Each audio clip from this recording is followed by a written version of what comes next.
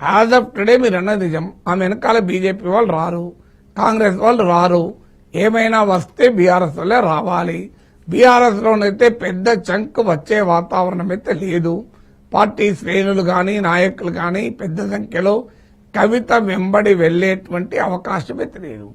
Immediate గా ఎవరు చేరతారంటే ప్రతి పార్టీ ఎవరు కొత్తగా పార్టీ పెట్టినా ఎవరో ఒకరైతే చేరతారు. ఎందుకంటే ప్రతి కాన్స్టిట్యూన్సీ లో 10 మంది మినిమం ఆస్పిరెంట్స్ ఉంటారు ఎమ్మెల్యేగా. సో నేను పార్టీ పెట్టినా కూడా చేరుతారు గ్యారంటీగా. అందులో కవిత పార్టీ పెడితే చేరరా.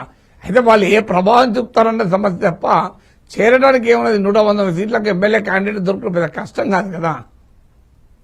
అలాగే కవితకు సంబంధించిన ఇష్యూని ఎవరికి లాభం ఎవరికి నష్టం చేకూర్చే అవకాశం ఉంది?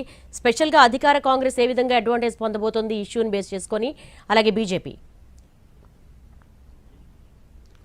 అంటే ఇప్పుడు ఒక్కటి మాత్రం నిజం, ఏమైనా నష్టం జరిగితే బీఆర్ఎస్కి అయితే నష్టం జరుగుతుంది, లాభం అయితే బీఆర్ఎస్కి అయ్యే అవకాశమే లేదు.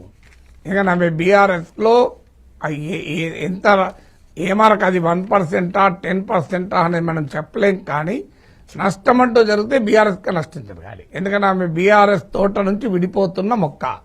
సో అందువల్ల ఖచ్చితంగా జరిగితే బీఆర్ఎస్కి నష్టం.